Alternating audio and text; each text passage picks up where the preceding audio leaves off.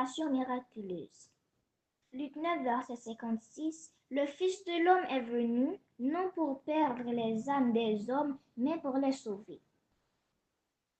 Jean était le disciple que Jésus aimait et son amour pour le Christ se caractérisait par la simplicité et l'ardeur.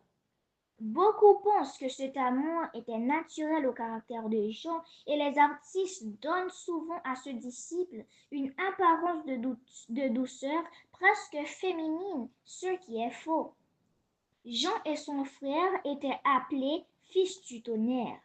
Jean avait un caractère bien trempé, mais il avait appris les leçons du maître. Tout affront fait à Jésus éveiller son indignation et sa combativité.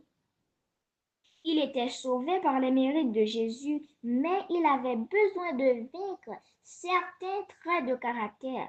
Un jour, lui et son frère demandèrent à Jésus d'occuper positions les plus élevées au royaume des cieux, et une autre fois, il interdit à un homme de chasser les démons et de guérir parce qu'il ne suivait pas les disciples. Lorsque les Samaritains affrontèrent Jésus, ils voulaient faire descendre le feu du ciel pour les détruire. Le Christ le réprimanda. Le Fils de l'homme est venu, non pour perdre les âmes des hommes, mais pour les sauver. Dans le caractère et les enseignements de Jésus, Jean trouvait l'exemple et les principes, et la grâce du Christ transformait son caractère.